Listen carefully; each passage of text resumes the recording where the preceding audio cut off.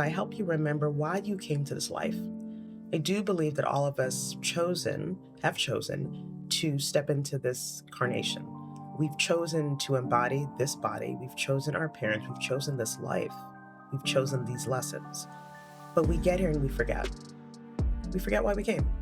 And I feel as though personally that once I remembered why I came, that changed everything for me. Spiritual Blacksmith, a psychic, medium, certified medical intuitive, theta healer, Reiki master, and spiritual life coach who left her prestigious law career to help people stepping fully into their spiritual gifts and build a life that they truly desire from a spiritual, emotional, and physical standpoint. Where would you start? Because I cannot just change my mindset like that. In certain things, I need to have the proof as Nope, also. you don't. I'm going to stop you right there. That is a lie. Explain. That's a limit right there. When someone hearing about the work that you do the first time, like psychic, medium, healer, medical intuitive, how would you usually describe what you do? Man, that's a hard question because I do all that stuff and it's hard to package that. So I just tell people that I help you facilitate a healing, or I say that I work as a spiritual advisor, or that I guide you into spiritual healing. Yeah, because it's hard to describe for people. It's hard for them to wrap their mind around it. It's even hard for me to wrap my mind around it because I'm a very logical left brain person. And so what I do doesn't always even make sense to me. And I'm very mindful of the ego and how the ego kind of comes in. So whenever I get that question, it honestly causes a little bit of hesitation for me uh, to say what I do or how I do it, or just so yeah, anyway, it causes the same in me as I'm sure it causes when people hear it. We're both trying to wrap our heads around it, I guess. Yeah. Yeah, so it seems like it's also a process for you to Yes. understand truly what it is, how it's happening, because this is a completely different area that what you were doing before. So I think it's also interesting for people to hear what you were doing initially before you embarked on this journey to help people. Yeah. So I worked as a litigation attorney for a number of years, for many, many years, and in fact retired a couple years ago and then stepped back in. Yeah, so I work in the law. And so that area of career is very fact driven. It's very black and white. It's very uh, earthy. It's very grounded. It's very antagonistic. It's not something that lends itself, honestly, to this type of work. Well, at the outset is what you think, but as I've stepped more into my healing work, I see that it goes hand in hand because as a lawyer, you are holding space for people's problems. People only come to lawyers or they come into your life when there's a problem, never when it's good. You've either lost a house or a life or your liberty, or you've lost something that you need help with. And so you come to these people, these counselors, literally, who are there to help you fix your problem. And as we know, as above, so below, as without, so within, as what's going on in your life in a physical way, it's being mirrored in a spiritual way. So as I've looked more at the correlation, they actually go hand in hand. I'm counseling people. I'm helping them get their life together. They're coming to me when things are not good in the 3D. But then I also know that if that's not good in the 3D, what's going on in the spiritual, energetic realm is also not right. And so it goes together, but it doesn't, but it then does. Yeah, it's a very interesting shift though, because law, very logical, rational, very pragmatic. And now what we are talking about and what you do, some people would even may call it woo-woo, right? Yeah. So, but you mentioned something that people go to you for help when something goes wrong. So if you look at the current clientele that you work with, what are the most common problems or challenges that people approach you with? A lot of people come to me for energy work, energy healing. And because I am a psychic, and I put quotes around that because some people think psychic is someone who like tells you your future and has the crystal ball and got the one eye patch, the old school idea of a psychic. So I'm always having to, reinform people about that. But they come to me because they want, a relationship, a job. I want to know about this guy I'm dating. I want to know about this job I'm doing. Or, oh, my energy's off. Can you just give me a Reiki healing? So those are typically the gateways that people come to me. But I always tell them that, yeah, I can look at that. I can advise you on that and help you on that, but I'm sure there's something deeper. And so then I get to step in a little bit deeper and uncover the basis for why they came, not just why they came. It's not about why you came. That's just the way to get you in the door. There's always something deeper. So when we talk about, if it's a relationship thing, I may uncover that they have had an issue from childhood. That's the real basis for why this relationship, and when they look at it, all their relationships have had this same reoccurring theme. Can you maybe give like one specific example of a client that you have worked with? So people who are listening right now, they can also have like they can grasp the idea that what kind of challenges exactly you can help them with. hmm I mean, first of all, my clients come from all walks of life: males, females, high level associates, housewives. It's really any and everyone. At some point in your life, you have felt like something's off, whether you're a multimillionaire or you are working at McDonald's. You know when something's off, or you've been in a situation where you're at work and you're just not fulfilled. We've all been there. We've done a job and we're like, eh, but you can't put your finger on it. So it's that type of client that I work with. It's anyone who's ever felt, mm, don't know what's going on, but I know something isn't 100% right. Whether it's with your body, whether it's with your thoughts, whether it's with your energy, whether it's with a relationship, something's off. And sometimes it's hard for us to know what that off is. We just don't know, but we know something's there. So those are the type of people that I work with, people who are finally ready and able to want to shift something. They don't know what they want to shift, but they know something's off and I want to shift. I want to make this right. Those are the type of people who I work with. And you also mentioned that you help people remember why they came. Can hmm you unpack that a little bit?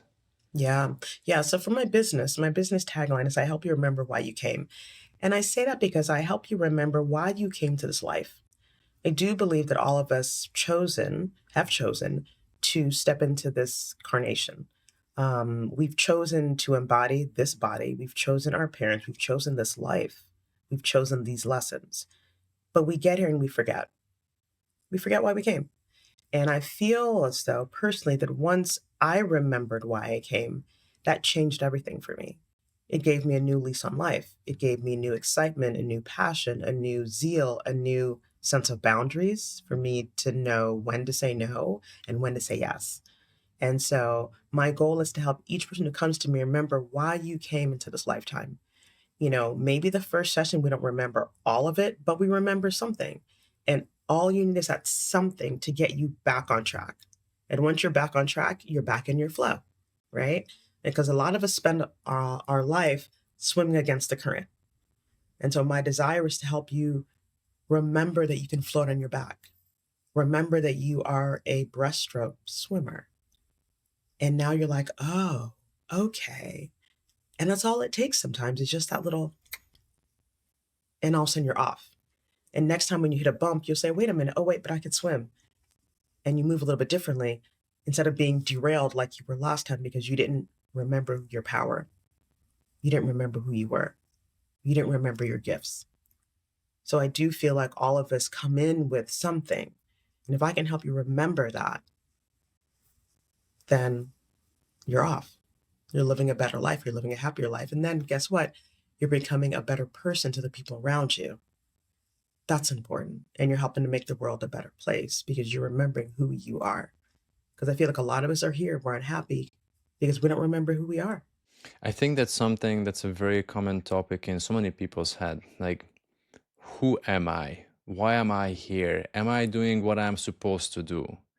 And it also kind of raises the question that essentially what you help people to remember why they came. So, like, does this mean that you have them to remember their purpose or figure out their purpose or their life mission? Is it kind of the same thing? It is the same thing. But I would tell people I'm not here to give you all the answers. I'm here to help you remember that you have keys that are in your pocket. And if you can remember you have keys in your pocket, you can then pull that key out, insert it, and unlock something, right?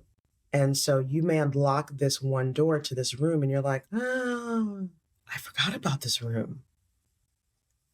I forgot about this room. And just that little light bulb makes you go, wait a minute. I wonder what other rooms there are. Oh, I have other keys. That's what we do. It just unlocks things. And so I may help you remember one aspect of why you came.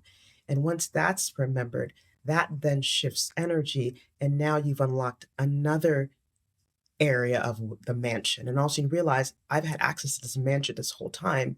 There are so many rooms here. And here I was sitting out in the shed. Didn't know I had access to this big mansion right next door. But I've been sitting there looking at this shed with no furniture in it. It's dusty. Man, had I known, had you known. But guess what? Now you know. So if you can think about it like that, that's what I help people remember. I think that's the question, like, how do I know?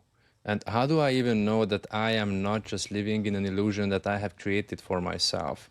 That also, like, it raises the question to me, like, how do I know that I am not just telling myself the things that I want to have or why I am here with my rational mind?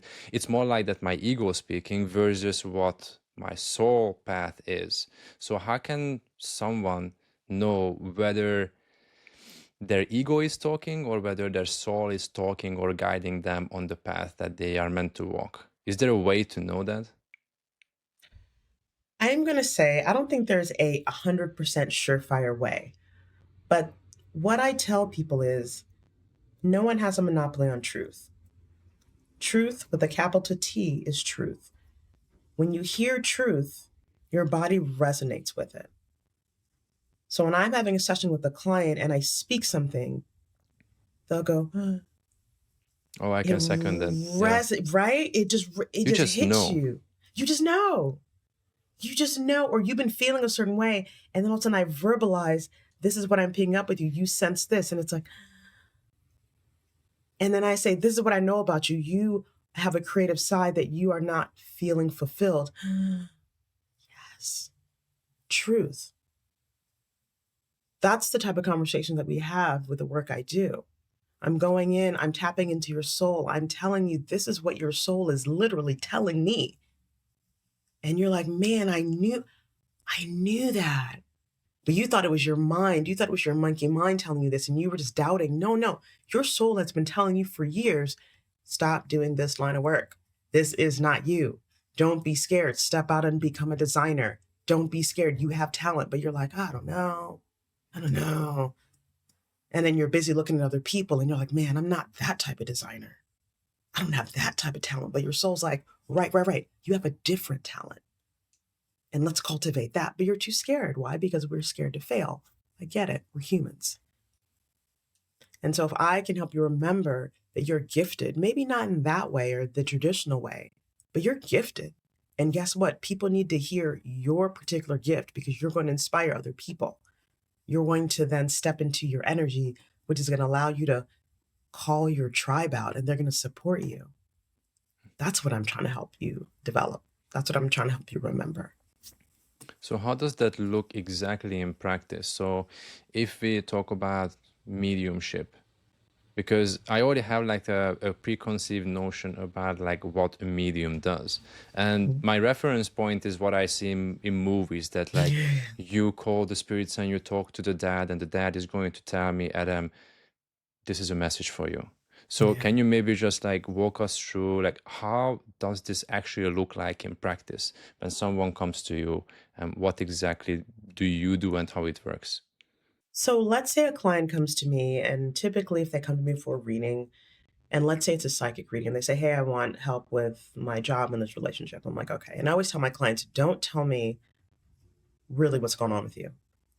because I'm human. My brain will say, oh, really? Interesting. I would never do that. My human steps in. So I'm always like, no, no, don't fill me in.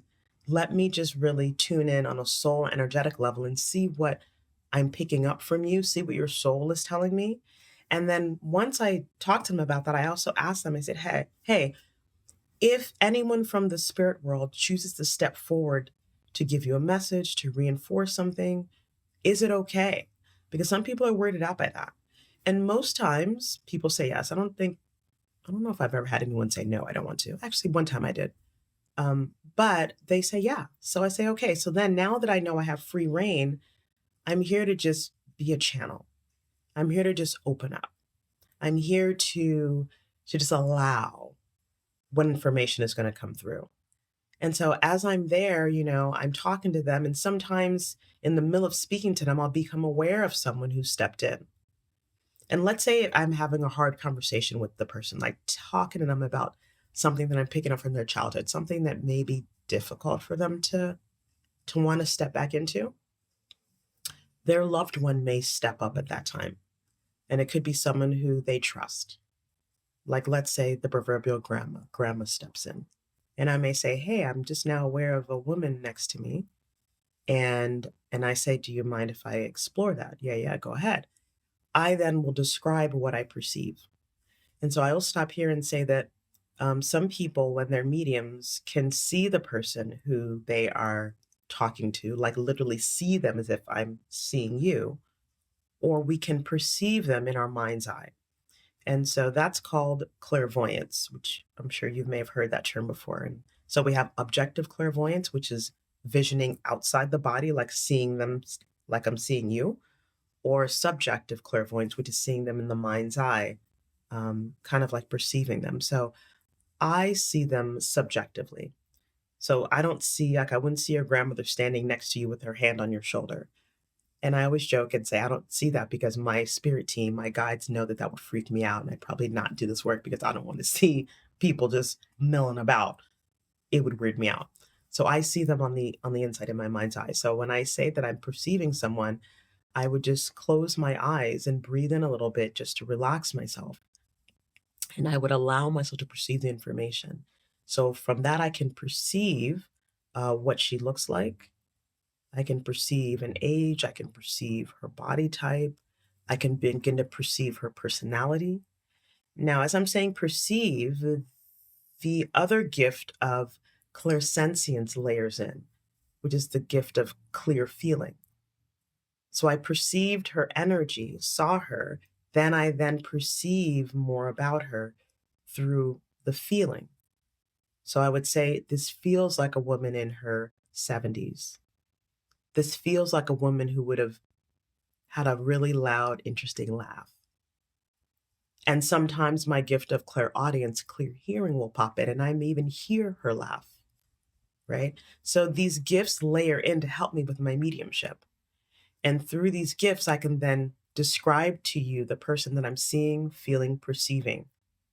And then once I'm blending with this person's energy, because we all are energy, and all I'm doing is breathing in, allowing her energy to blend with mine. Once I'm allowing her energy to blend with mine sufficiently, then I can access memories. And I can say, oh, she's showing me times when you would go to the state park. Is that true? Yes. Oh, she's showing me baking. Oh, she baked you these type of cookies that, yes, because she's showing me memories of you and her in the kitchen. She's showing me memories of, and you're like, yes. And so, it's mind blowing because how would I have access to this unless she's showing this to me? Right. And so when I'm with my client, it gives them a new sense of life, that life doesn't end when you leave your body. Because science shows us that energy cannot be destroyed, and science shows us that we are energy. So that means that when we die, the energy just has to change form. So the form of you in your body is no longer, but now the form of you is just without your physical body. That doesn't mean you get rid of memories and all the things that make you you. You're just in a different form. And so once my clients realize that, they're like, wow, like, so my grandmother didn't just go in a box in the ground. No, she's here. She is not in her body the way you know her. She still loves you. She still has these memories. You're still the apple of her eye. You know, she still knows what's going on. In fact, she's showing me you going grocery shopping. Did you go grocery shopping? I went grocery shopping yesterday. She's around you. She cares about your life. Oh, so she can see, yeah, she can see your kids. And when you know that, it changes things for you. You're like, wow, like people still, my number one person still loves me. Sure does. Yeah. She still roots for you. Yeah. You just can't hear her voice the way you did when you were a teenager. And so that type of information really helps people remember that they're loved and cherished. And just that little thing alone gives you a new sense of, oh, yeah. And sometimes all we need is that, yeah, to get us over that slump, that hump, right? To help you remember, wait a minute, I am someone, I am loved. I'm not alone. Yeah. And your grandmother coincidentally would always encourage you to do certain things. She would. And in fact, she would always talk about how wonderful of an artist you were. She would. And here we are. Things are now coming together to help you step into your gift that you didn't think you were good enough for. Does that kind of make sense? Yeah, makes sense. I do have a questions around this Yeah. though. So Yeah. as I'm just trying to stitch all of the pieces together. So we have our soul, and our soul decided to come down to earth and experience the life that we currently perceive, right? Like what we are able to sense. Yeah. And then one day we are going to pass away, but our energy is still going to live somewhere in the field, in the quantum field, right? If we want to call it that way.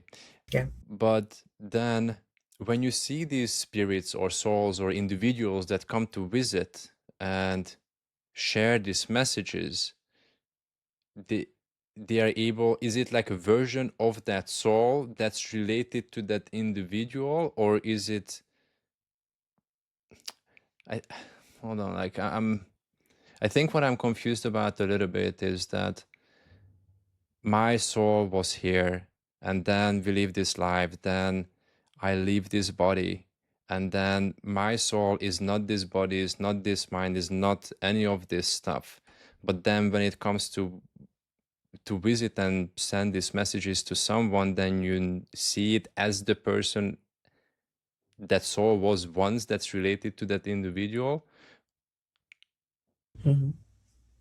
Yeah. Okay. You ask a wonderful question, Adam, and this is why this work is hardest for someone who is very logical and left brain, because we want answers and we want, like, wait a minute, I need to understand.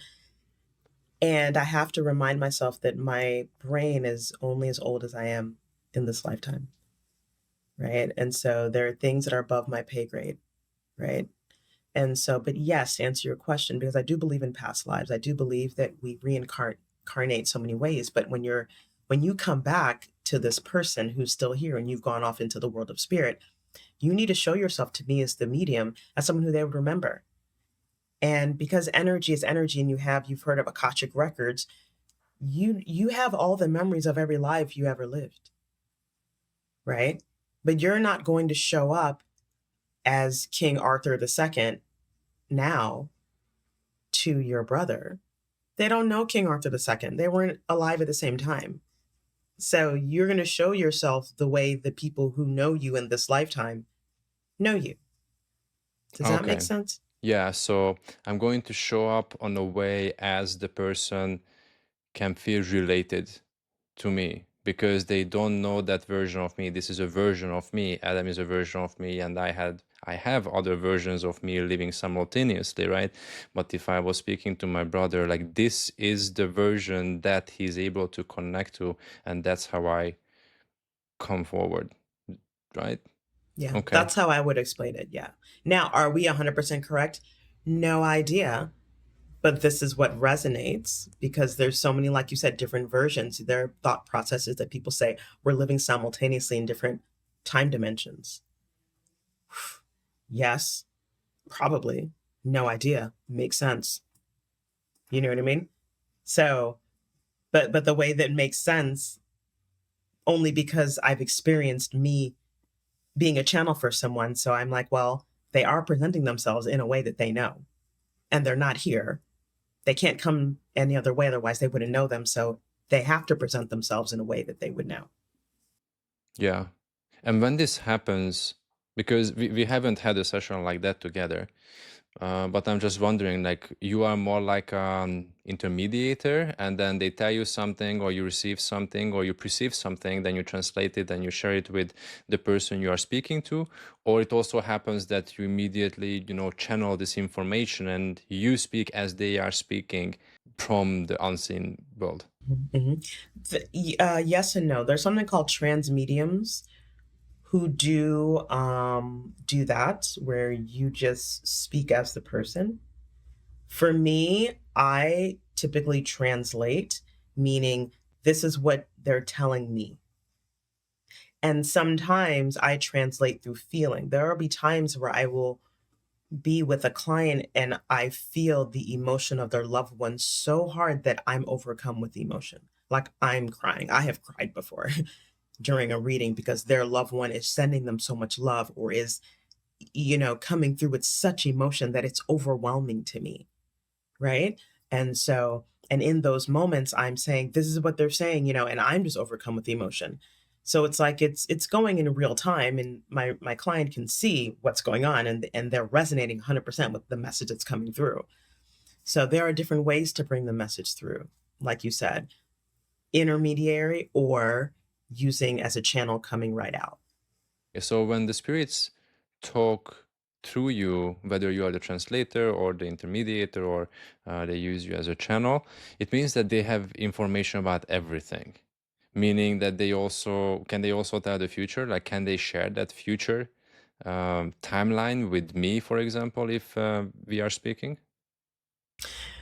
Here's the thing. I always ask these type of questions, and I'm like, well, if you're in spirit, why can't you tell me all about heaven and hell?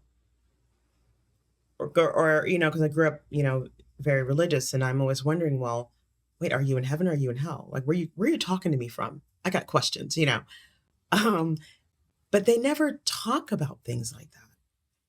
They never talk about the things that we expect them to talk about. And part of me wonders, is it because the things that we are socialized to believe are just not there? A. Or B, I always believe, and I've been trained to believe, that humans are beings of free will, and spirits know that. And so they must allow us to experience free will because we've come into this life to learn lessons and live our life. So they're not going to tell us things that are going to um, remove that free will from us, right? And so even when I'm with my clients, I say, I'm not here to tell you your future. I can tell you the energy that I'm picking up right now. I can give you that information, but I'm not going to tell you in 2 years you're going to die. And there are sometimes I have clients tell me, oh, I went to a psychic and she told me I was going to live to be 83. I call BS. BS. BS. Because the spirit world is not here to tell us when we're going to die and to tell us these things that are going to cause us to drastically change our life in a way that may not be in our best and highest good.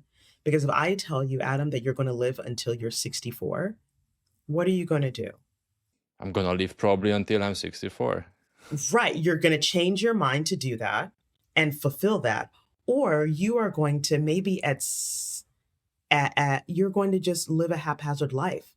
Maybe you're going to divorce your wife and you're going to start going off and like traveling the world, racking up all this debt, buying stuff up until you're 62, 63, because you're like, it doesn't matter. I'm dying at 64. It doesn't matter. Can you imagine the way you would haphazardly live your life that may affect people negatively because you're like, doesn't matter. 64, I'm dying. Whoa, that's not the life you were supposed to live. You're going to go and rack up and get loans and from the bank and rack up all this debt because, hey, at 64, I'm in the ground in a box. It doesn't matter. So I think that they are hands off when it comes to that type of stuff. They're not here to tell you your future or to make you change things in a way that you weren't supposed to. For another example, when I'm with the client, I could tell her, I'm seeing a guy named John in your future, and it seems as though, that may be your next person. Okay, that could be very well true. And now I've told you that, you have that in your mind, and now you meet a guy named John next week. Oh my God, this is my guy. You marry him, and he ends up being the worst physical abuser, and maybe he shoots you and maims you for life. And you come to me and you're like, you told me I was going to be with a guy named John. Yeah, but not that John. Or the guy that his middle name was John. That's the one you're supposed to be with. Do you know what I mean? And so we can't give you things because we're humans. We'll take things literally and send our life off in a different trajectory. So I may tell someone, you know, does the name John mean anything to you? No. Okay, well, hold on to that Well, and I see how guess. that plays out. Go ahead. Yeah, well, I guess because essentially, like our beliefs shape our reality. So if I believe that I'm going to live until 65, I'm going to create and manifest a reality where I'm going to live until the age of 65. Or I believe that my partner is going to be X, Y, Z, then I'm going to be looking for X, Y, Z, right? And then that the same goes back to like some of these like less obvious things that we tell ourselves about ourselves, like, okay, I believe that I'm successful, I believe that I'm not funny, I believe that I'm not worthy, right? So whatever we believe, that's what the reality is going to become. And I just want to go back to something that you mentioned about that you are not able to predict the future. You could, if like you are picking up on the energy right now, right? So as everything stands right now, there is obviously like several timelines that could be the future that you are going to be experiencing. But this is just how I understand. Since there is free will, very easily put, people can change their minds, people can change directions. So with that change and with those choices, the entire like timelines disappear and there's another one appears, right? Is this how it actually works? I love the way you describe that. I would say yes. I would say yes. And so that's why, we're not here. Psychics aren't here to tell you your future because, like you said, there's so many different variables. There's so much other free will. So Yeah. I can tell you what I'm picking up and what spirit's encouraging you to do. Like maybe they say it would be good. Your grandmother's saying, are you looking at going back to school? I am. She's saying, yeah, that would be good for you. That's it. Now take that and go with it. You know what I mean? But yeah, because timelines shift, change all the time. And I could tell you this is what you're gonna do, and then you fix your mind around it and you do it, but in a different way, and you've shifted. And now, oh my gosh, it didn't come true. Okay, well then you're supposed to do it, but not like that. Because the thing is that if I would go for a session like this, and in fact, like I experienced things like this before, Mhm. I think I go there with my rational mind that I want to have clarity Yeah, because I want to know, I want yeah, to control, right? And yeah. I think that's also like a very, very recurring struggle. I would even like call it a struggle that so many of us experience, that the struggle with control, that we want to know. Why do you think it's so hard for us to let go of that control that we want and that we want to know these things? Easy. Fear. It's fear. And I speak from personal experience. I'm a control freak. I want to know that this is going to happen like this, like this, like this. But it comes down to fear and trust. You control things so that you can feel safe and secure in the outcome. So I always work with people and say, why do you have that? Let's uncover the root, the basis, the cause of that need to control. And if we can uncover that that thing started with you when you were 3 years old, when your parents divorced and you were kind of left in, and you could not bring them together. You didn't have any control over that situation. And now you spent the rest of your life trying to control things because you couldn't do that. And look what happened. Your life changed drastically, right? And if you can go back as an adult and we can uncover the fact that at 3 years old, you couldn't have changed that. That wasn't your destiny. You had no control over two grown adults making a decision for them. And you're like, man, you're right. You can then lay that weight down that you've been carrying your whole entire life. And now moving forward, you now can shift the way you look at control. Like, oh, wait, why am I trying to control that? But wait a minute, is this something I really have control over? No. And you then slowly begin to loosen the grip on life and loosen the grip on your idea of how things are supposed to happen. And when you can do that, you free your hands to open up to receive something, right? And so if we remember that the more we tightly grip, nothing can come in. The more we release, we can open up our hands to receive. And so for me, the more I've over the years let go of the need to control, things have just gone and flowed. And I'm like, oh man, but it's scary to not be holding on so tightly to that lifeline. But when you remember you have a whole team of people ready to catch you if you do stumble, you're like, oh, that's the most exhilarating, freeing, and safe and secure feeling. So I like to tell people, so you remember when you were a kid and, or just even watching little kids, like young kids, like toddlers, they'll just launch themselves off of anything. Like if you're at the park with a little kid and they're at the top of a slide, they'll just be like, whee! And they'll just launch themselves off, right? But their parents are there and they catch them. And you as a parent will run and catch your child. You will break your neck to catch your child from falling. But the kid knows that. They have no fear because why? Mom or dad is going to be there, right? But as we get older, we realize humans are humans. They make their own decisions. And we know that people aren't always going to be there to catch us in our free fall because humans are conditional, right? We operate on conditionalness, right? But it's like if we can remember to be that toddler where we just open up our arms and we know you're going to be caught. Who's going to catch you? Your spirit team, your angels, your guides, your loved ones in spirit who root for you, who catch you, who love you, who support you. They will be there to catch you. And so for me, letting go of control has mean I have to not always rely on my fellow humans because why? I can't fault them. They're conditional. I'll love you until I don't. I'll love you until we have an argument. I'll, whatever it is. But I know my team in spirit, they love me unconditionally. God loves you unconditionally. Right? And so it's scary, but it's fun and it's amazing when you can begin to let go and trust a little bit. I love the example that you give with the hands, that when your hands are full, like you cannot receive, right? So that I like the more I speak to people, the more I realize that actually the art of life is learning how to let go of the things that we think that we want to have. And I don't know if you know this guy. He is the one who channels Bashar, the extraterrestrial. And then he was saying something that was very interesting, that it's mainly about that, like all of the things that are meant for you are out there waiting for you to come to you. But the thing is that you're already like holding on to all of these things that they are not able to come to you, right? Unless you free up that space and I let go of this belief, I let go of this, then all of the things that are meant for you are going to come to you. So essentially, if we don't learn how to let go of these things, does this mean that we are never going to get the things that are meant for us? I would say, yeah, unfortunately. Yeah, so we just need to trust, right?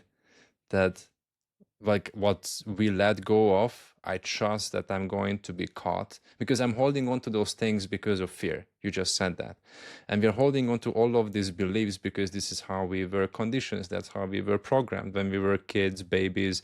Like we just absorbed all of this information just to prepare ourselves for life. And that became our like survival mechanism. But many of those things actually don't serve us moving forward, but we still hold on to all of those beliefs and all of that conditioning, and like letting go of that, it's so hard because that's what we feel it actually like saves us and protects us. So we need to trust, but we need to trust that even if I let go of these things, I'm still going to be fine. I'm going to catch myself, and my spirit team, or however we would like to call them, are they are going to catch me, and I'm going to be fine.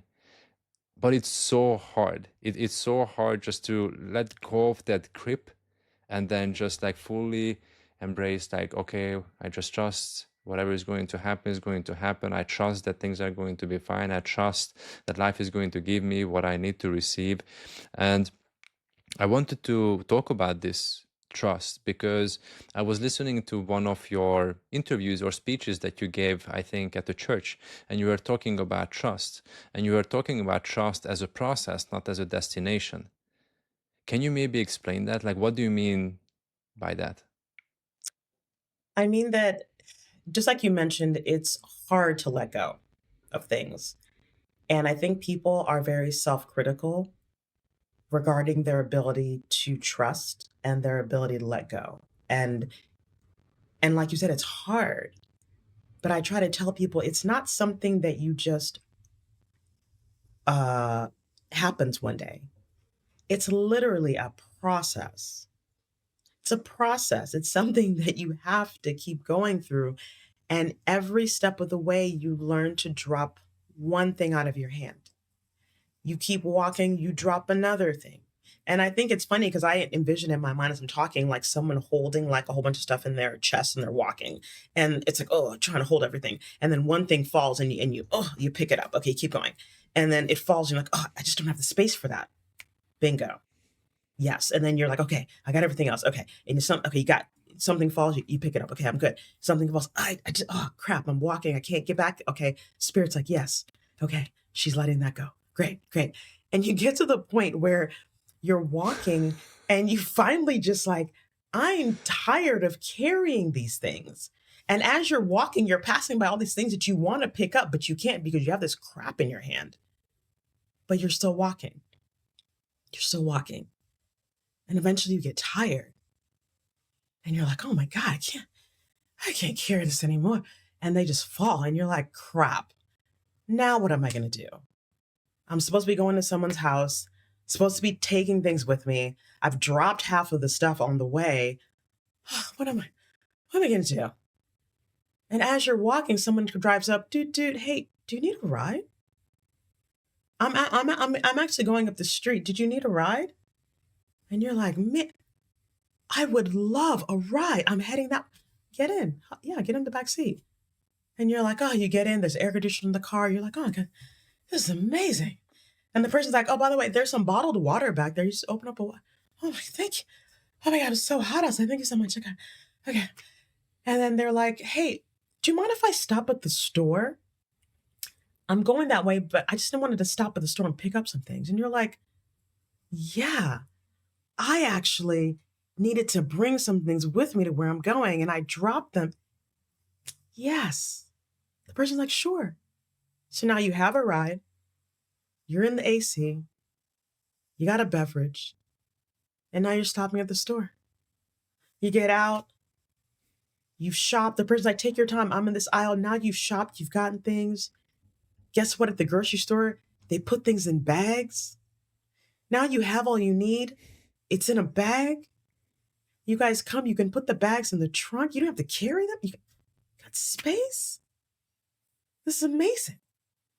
And then now you're going, and the guy's like, oh, yeah, so I'm just going over here. I'm past. Yeah, I can drop you right off at the door. And let me help you carry the bags to the front door. They drive up. They help you take the stuff out of the trunk, put them down on the porch. You ring the doorbell.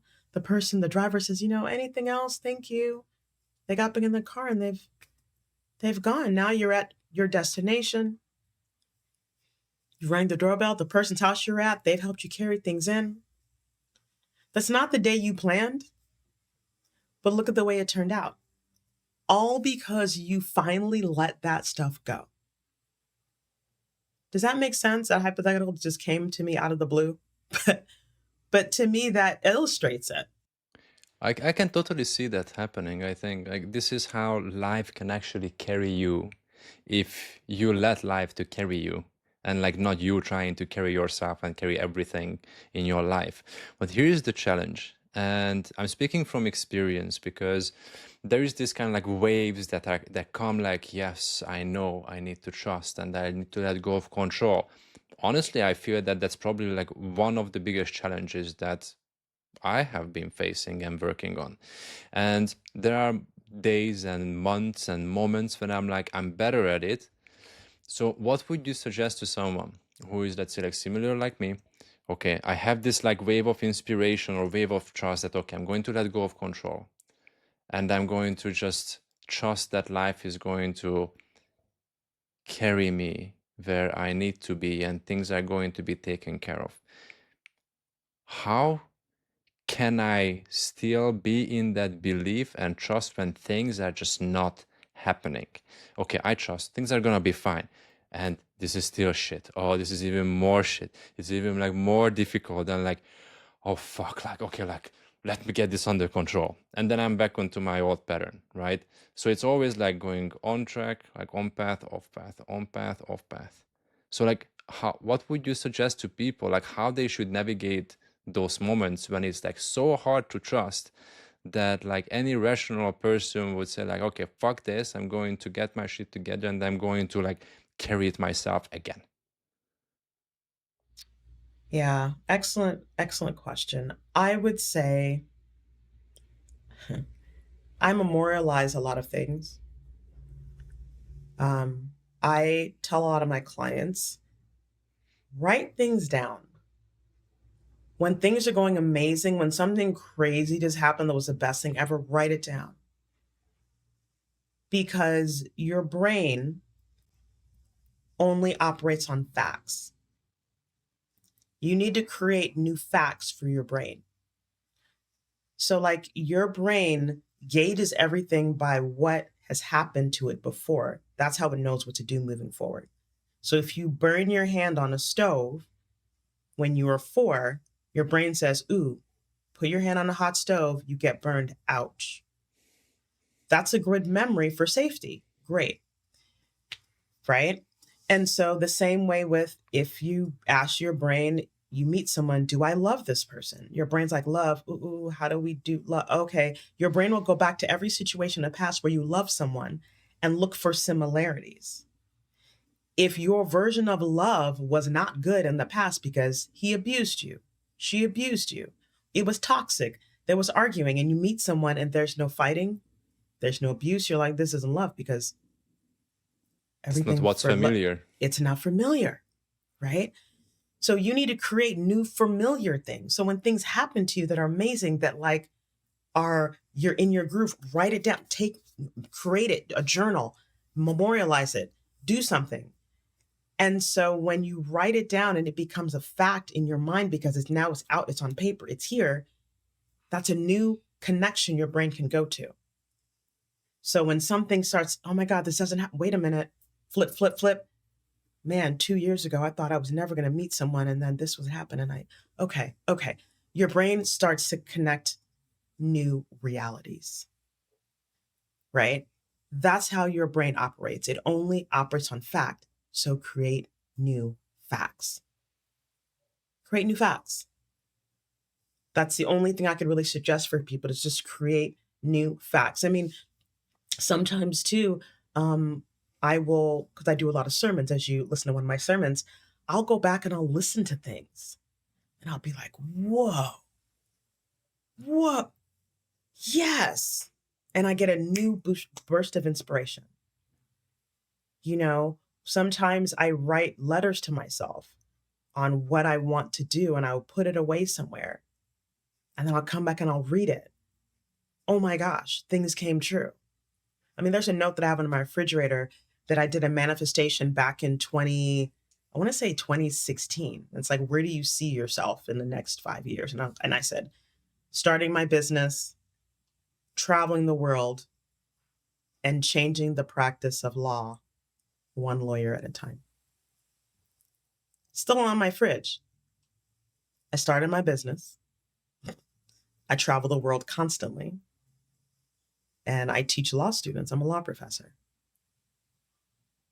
I'm doing exactly what I said. I wrote that stuff down when I got that burst of, ugh.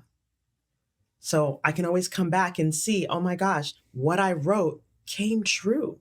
All of it. That helps me, give me motivation moving forward. So that's what I would suggest to anyone who goes through these slumps. When you're in a hot, write all that stuff down when things are going amazing, because you're going to need your testimony. You're going to need your Mm-hmm. reminder. You're going to need, and it's like putting tools in your tool belt. You're just crafting a new tool. Yeah, I am creative. Yep, I did that. Tool belt. Because you're building the life that you want. And every time you go in your toolbox, if you don't have any tools in there, what are you building? But now I have a hammer, I have a screwdriver, I have a Phillips. Oh, I have this new tool. Oh, awesome. You have these tools to keep building. So that's what I would suggest to anyone. It sounds cheesy, but you have to create facts for your brain.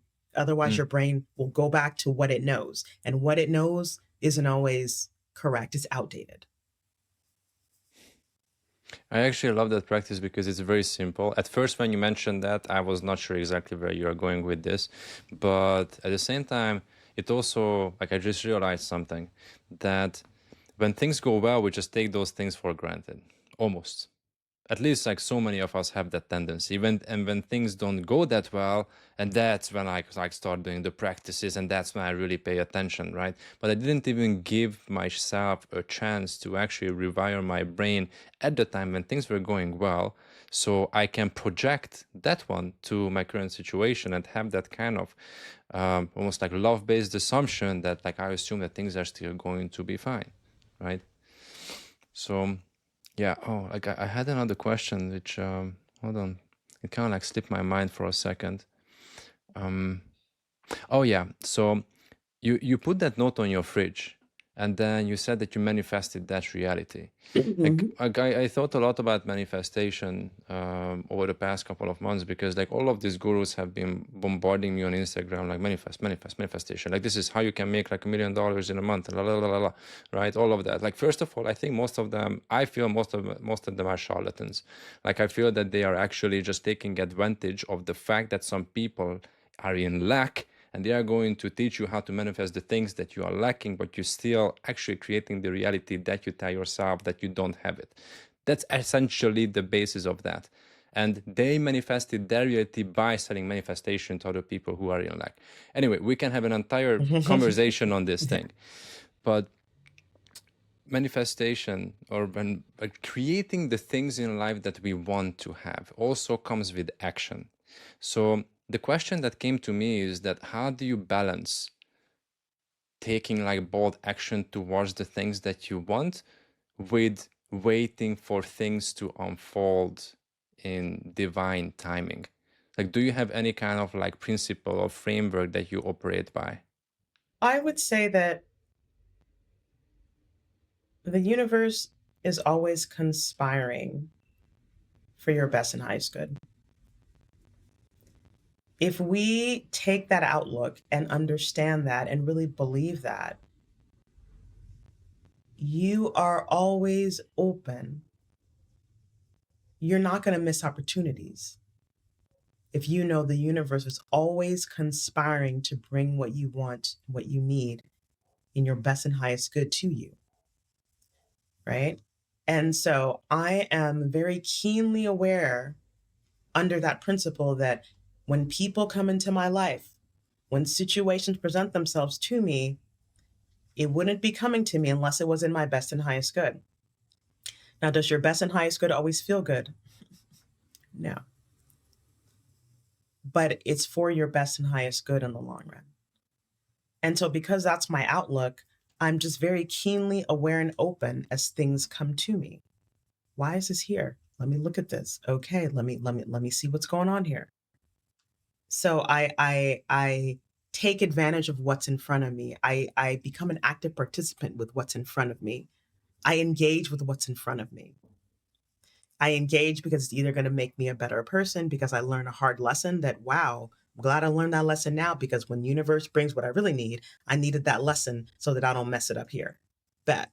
Got it. That was painful, but I got the lesson. Let's move on. Or wow, this person is amazing. They're helping me step forward. And here we are. Boom, bada boom, bada boom. I'm here. So I'm never just one to sit here and just be like, oh my gosh, I'm just going to manifest $1,000 this week. What am I are my eyes open to see what's in front of me, to see how I can take it out of a manifestation and into a reality? Do I have the thought processes to even accept it when it comes to me? Or am I still operating on outdated beliefs? I can manifest all I want, but if I don't have any new facts to support this manifestation, it's not going anywhere. Which is why I keep telling, or I mentioned before, create new facts, create new synapses that connect to new things so that you can manifest and it can actually be a reality. Right. So I also do theta healing, and I think you mentioned that before when we started, but we work with belief systems with theta healing. And some people just don't have the belief system to support things in their life. Right. And so it's a partnership. There's so many things that need to fire off for you to manifest. You need to be able to manifest. You need to be able to have the thought processes that can see it as something that could actually happen for you. You need to have the self-worth and the self-trust to know that you're worthy of receiving it, right? And then you need to be okay with the feeling of having it, right? Like some people are not safe with the feeling of money, right? They have a belief system around money. And it could be because when they were young, you know, one of their parents was an alcoholic and they always fought about money because this parent would take the money that the other spouse got, piss it away at the bar. So when you're a little kid hearing this fight about money, you're developing belief systems that money is not safe. Because every time this word comes up, mom and dad fight. There's physical altercations around this thing called money. And this is maybe when you're 2 or 3 or even a baby. You're hearing these words, but you hear this money. You don't even know what it is, but whenever that phrase is uttered, there's anger, there's chaos, there's stuff. So you grow up with this belief system that money is not safe. So that means that you're never going to feel safe with money. You can manifest being a millionaire all you want, but until you deal with that belief system that you are not safe with money, you will do everything in your power unconsciously, subconsciously to keep money away from you because it's not safe. Right? And so when you think about all the things that go into manifesting and creating, you need to give yourself a break. Allow yourself to go through the process of understanding that it's not just one quick fix. It's, what do I believe around this? What am I safe with? Is this a fact in my mind, or is my mind has never experienced this? If you've never experienced, and that's why people who like win the lottery or something will piss it away in months, because they don't know what it's like to have a lot of money. What it's like to hold all of that energy. Money is also energy. Energy, right? I have a question on this, which is also like related to money, that we talked about belief systems. And this is an example that happened not that long ago, that like one of the affiliates that I'm working with, like I have a lot of challenges with the Shopify to claim some of the affiliate fees that I'm able to claim, right? And then this has been like a very, very like difficult process just to get the money out. And then she was asking like, how is this happening? Like, am I the only one in their entire portfolio of affiliates that has this issue? Like they have, I don't even know how many they have, but I'm the only one. And she asked me this question, like, is there something else? Like maybe like, is it because like you feel you don't deserve it?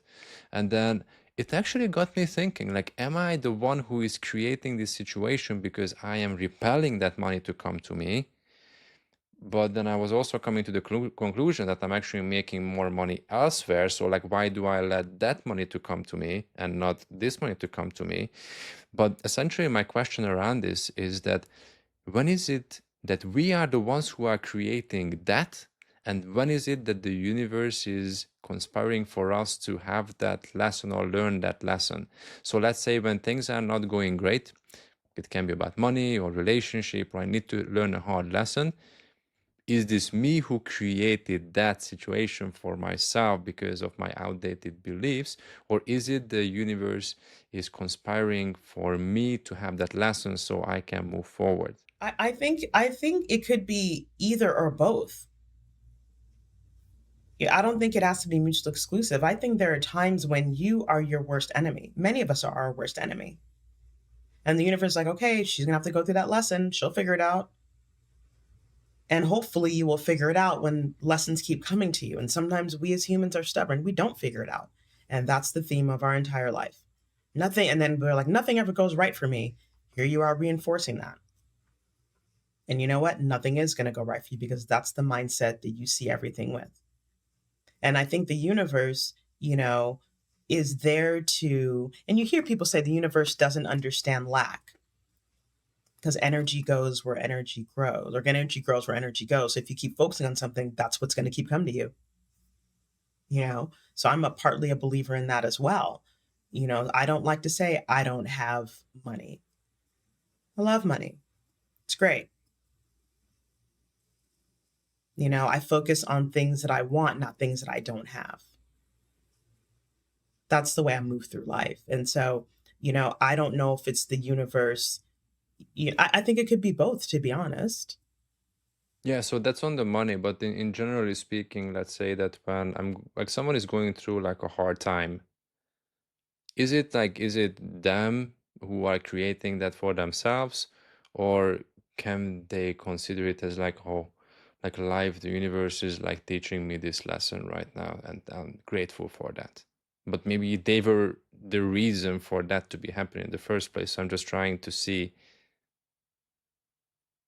I think it could be both. That's what I'm saying. I don't think it's one or the other, and I think it could be both, and I think it could be one or the other in any given situation. That's the thing. Like I can't always say, oh, it's always going to be you creating it, or it's always going to be the universe trying to give you information so that you know not to do that, or that's not your path. I think it could be both. I think that when that something like that presents itself, that's when you stop and you tune in and you say, what's really going on here? And probably that's when people reach out to someone like me and go, something's off. I don't know if this is me manifesting this or if this is the universe. Like, I need some clarity.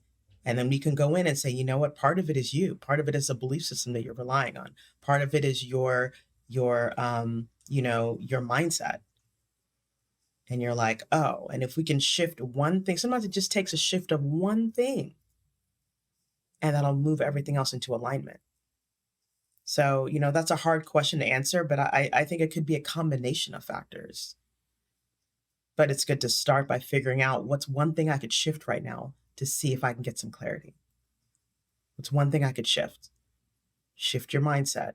Was that it? Okay, wasn't my mindset. Well, shift what I'm doing. Oh, shift my mindset and what I'm doing. Oh, now there's some movement. So when you look at all of the people that you have worked with so far, like what's the most common thing that they need to shift? Is it like their actions, their behavior, their thoughts, their beliefs, their actions, or like all of this? Or is there something specific that's kind of like stopping them to like truly step onto their soul's purpose? I would say it's their mindset, their beliefs.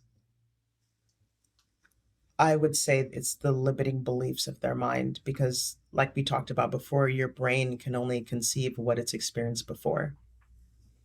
And unfortunately, a lot of us are replaying the same outdated soundtrack.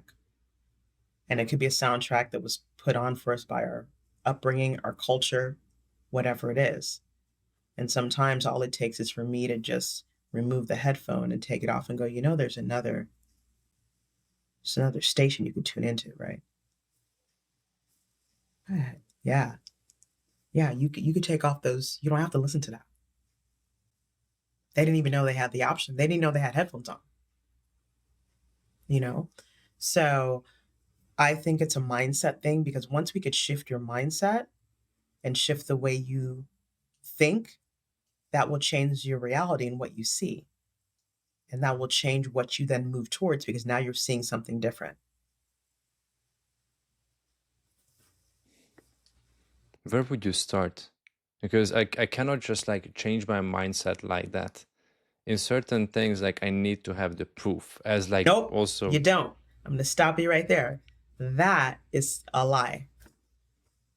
explain. That's a limit right there. You said I cannot, and your brain's like, oh, I guess we can't. Nope, you can. And I even talk to my clients about that, shifting the way you speak. Instead of saying I can't, say I'm working on that. I'm working on shifting my mindset. Because your brain freaks out. Your brain's job is to keep you safe and keep you alive. It doesn't want to do anything that's going to kill you physically, right? Your brain's job physically is to keep your body alive. But your body, your whole body has metaphysical functions that mirror your physical functions. So if your brain's job is to keep you alive physically, your brain's job metaphysically, spiritually, emotionally is to keep you safe. So your brain's not going to dive into anything that's going to freak you out and make you feel unsafe emotionally or spiritually. So it's always going to shut things out. It's always going to tell, oh no, we don't do that. That's not safe. That's not safe. Wait. Yeah, it's not safe because we could fail. Yeah, we can't do that. Oh, that's too hard. That's too hard. We're not going to do that. Because when we did it before, we failed. We're not going to do that. Done. So you got to trick your brain. Okay. We're working on that. Okay, but we're not going to do it right. No, we're not going to do it, but we're working on it. Okay. That's literally your brain. And you can't get mad at your brain because your brain's job is to keep you safe and alive. So I love my brain. I'm always like, oh, girl, you're amazing. Thank you so much for being so smart. We're going to work on that. Not yet. We're just going to do a little bit. So we're working on letting go. We're not letting go because that's scary. We're going to work on letting go slowly.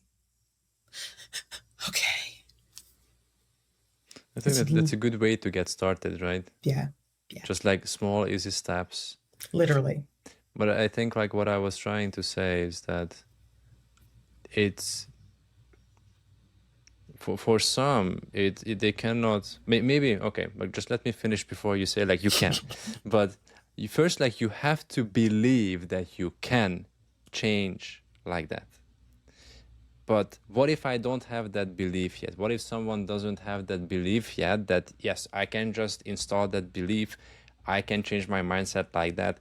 Some people work in a way that they need to see some proof, some action, and that action is going to reinforce that belief that, oh, it is actually possible. I am actually making progress. So where should someone start who is extremely skeptical? I will say, and I know this is hard to hear, so I'm going to hold your hand virtually as I say this to all the people listening. You will stay stuck where you are if that is your mindset.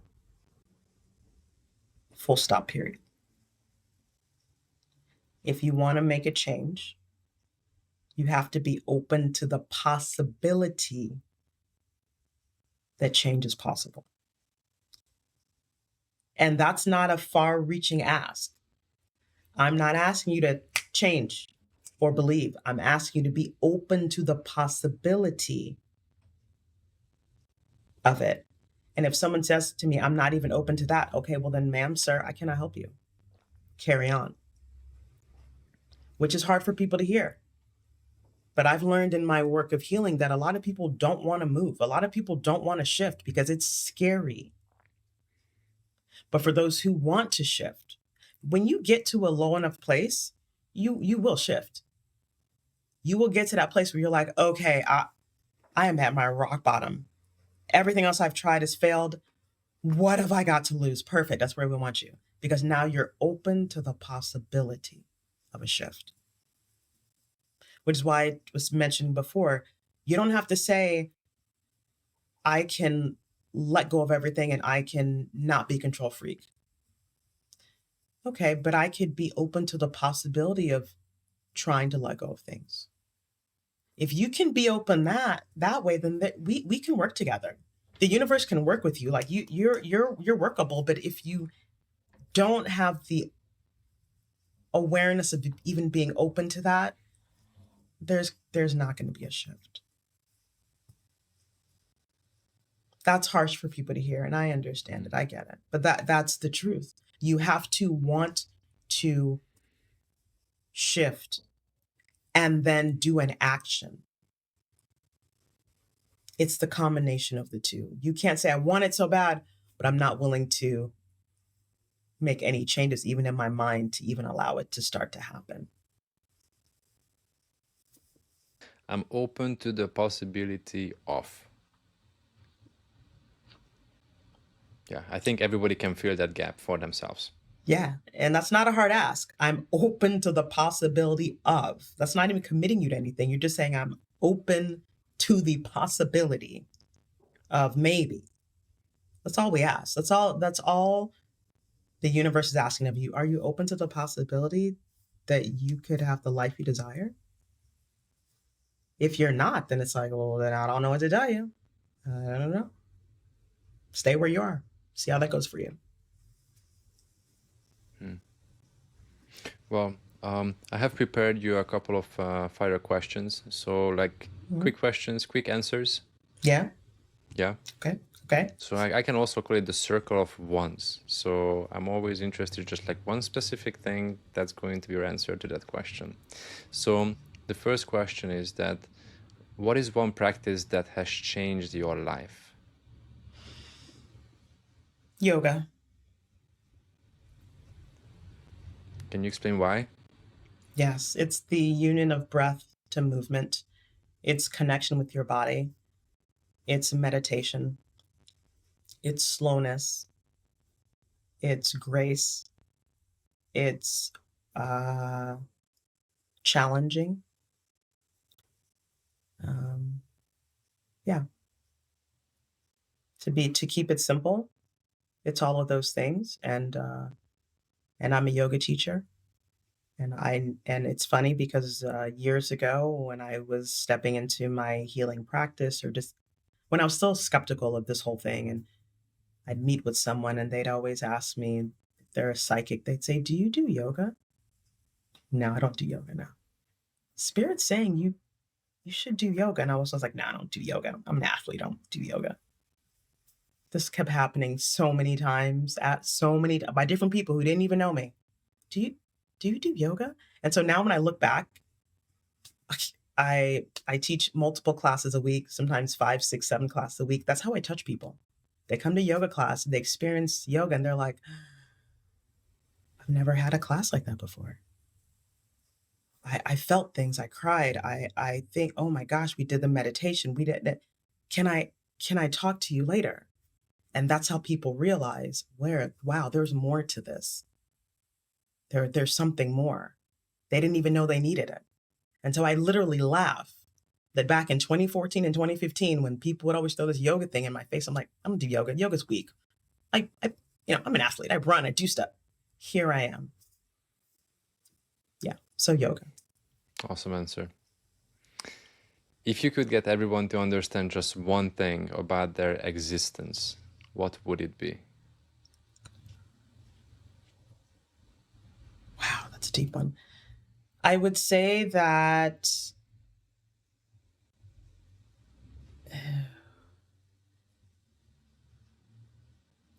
they've lived many lives, and each of those lives gave them wisdom,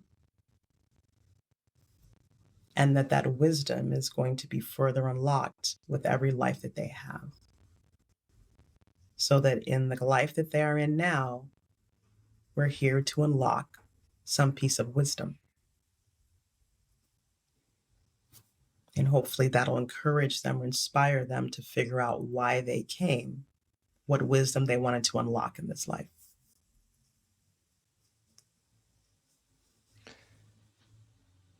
What is one belief that you had to let go of to step into your next level?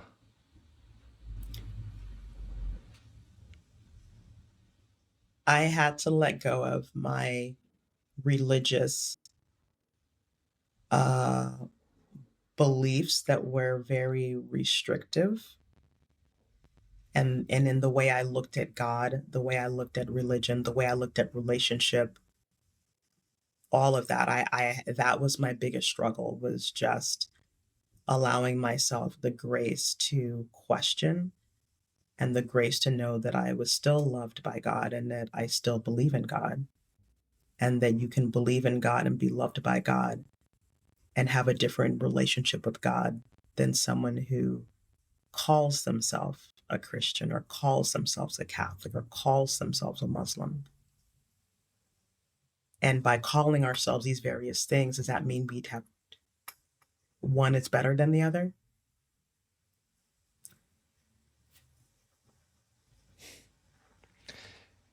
I have one last one here. If if all of the contacts on your social media were deleted and you could only follow one person for your health and well-being, who would you follow? Ooh, Adam, you're talking to one who doesn't follow people and things like that. Honestly, I would say myself. You cannot follow yourself on social I can't. media. I can't follow myself. On social media, can you? Yeah, I can follow my own stuff. Can I? Oh, from a separate account, you mean? Yeah. So Yeah. there's no one else that comes to mind? And I don't, and it's not a level of thinking I'm better than anyone or that no one's amazing, but everyone feeds me in a different way. Some people I follow them for their laughter and it's just crazy and stupid. And I just get to be in my human. Other people I may follow for their insight every now and then, whether it be religious insight or physical insight on maybe yoga practice. And so everyone adds differently, but I also am not one to, and I want to remind people to keep from using external metrics on who you are and what informs you, and just to always know at the core of who you are, and learn to have your internal measurement be what guides you, never an external. So no one affects me that much ever. I'm always inward out instead of outward in. So that's why I answered it that way. Okay. Like I let this question not to be answered because I think the message that you shared is very important and it's also a great reminder. So like you know that like I love what you do.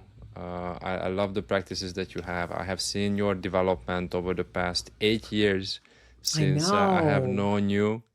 And I also It's know that crazy. you do a lot of really cool stuff as well. So like what's next? Like where is it that people can find you? Like what are the things that you are planning for the coming future where people can engage with you? So what's next? I have a retreat coming up in December in Bali. It's December 13th through the 20th, and it's going to be, I'm doing it with a colleague of mine that's based out of Germany, Karen Huber. And it's a retreat that's going to be focused on helping you really reset and step into your energy and your power as we wrap up 2025. I don't even know where the year went. It stepped into 2026, right? It's been a whirlwind for most of us with all the things going on in the world. And I feel as though people really have stepped out of their power. So this retreat is to help people re-engage and really find who they are on a spiritual level. And so that's coming up in Bali, the 13th through the 20th. It's going to be a great time. I also do retreats outside of Bali as well, in California in the US, also in Mexico. And I also hold events online as well, workshops and things like that. So if anyone wants to get in contact, it's best to find me either on social media or on my website, which is simply my name, www.spiritualblacksmith.com, and join my monthly newsletter list. And that way they know every event that goes on every month, whether it be a podcast or whether it be a speaking event or whether it be a workshop online on helping you with your psychic gifts or whatever, or if they want to book a reading or a healing. I do everything virtually and also in person. Do you also train other people to do similar stuff that you do, like the mediumship and the theta healing, the yoga? Like, do you also teach others, or you mainly provide it as a service for people who want to use these services? No, I do train others. I'm a Reiki master and I do train others to be Reiki masters or even just Reiki practitioners. And I think learning Reiki energy work is a key foundational step to understanding who you are and how your energy works and your gifts and how you could be of service to yourself and to the world. So I do train people in that. And I also do train people on working on and honing their mediumistic and psychic gifts. I do believe all of us are psychic to some level. It's just what that level is. And so I do work with people on that. So if anyone is interested in developing that gift or has had experiences and wants to see what these experiences mean, that's what I do as well. Can we just like hold on to that one thing that you mentioned about the Reiki master thing? That Mhm. why do you say that that's like the foundation? Because Reiki is the practice of using healing energy channeled through source. I say source, meaning the universe or the God of your understanding, whatever. I don't get into semantics about it, but it's energy work. And so when you can understand how energy works, and more importantly, how your energy works, you become sensitive to things around you. Like if I know my energy so well and I'm so attuned to it, I can walk in a room and if my energy shifts, I go, "Ooh, same for me." I'm now empowered because something in there shifted my energy. That's not for me. Or if I meet someone and I have an energetic, I'm like, ooh, this is a good energy match. Something about this person, this is good. Either a business connection, personal connection, a friend connection, whatever it is. You're just very mindful. And when you know how your energy works, you're very keenly aware when it's not working. That means you're not going to put yourself in situations where your energy is impacted negatively, which again starts to inform you on what you need to be doing, what feels good, what doesn't feel good, because energy doesn't lie, right? And so I feel as though energy work is foundational to this level of work. Because when I'm working with spirit, I know when someone steps into my energy. I could be talking to my client, all of a sudden I'm like, whoa, I have a woman here. Why? Because I know my energy so well. I know when something steps into it. And then I can choose to open up and say, let me explore this. Who is this? Ooh, grandmother. Ooh, this is what she looks like. Ooh, and now I'm energy blending with this person. That's all I'm doing. My energy and their energy is intermingling. I'm now accessing their thoughts, their memories, their wisdom, their communication for you, all through energy. I mean, think about it. Animals don't speak, they move energetically. There's telepathic communications. I mean, when mothers have babies, your babies can't tell you at a month old, oh, my belly hurts. But as a mother, you look at your child and say, woo, woo, woo, I feel like the tummy hurts because there's an energetic, exchange. But as we get older and we talk, we forget about the energy communication and we go with the verbal. And verbal isn't always Mm. the trusted thing. So that's why I say the energy. This is really cool. So, like, focusing on Reiki and energy work is the foundation because with that practice, it helps you to tune yourself more to be aware of the energy within and around you as well. Yes. Yes. Also, like I never thought about it that way, but I like it. I think I will also need to spend a bit more time on this one. But yeah, thank you so much. This has been great. I think we have a Yeah. lot of great snippets here, and there's definitely going to be a second episode at some point. Oh, of course. And maybe we can do some live readings when you go I would, live. I would love that.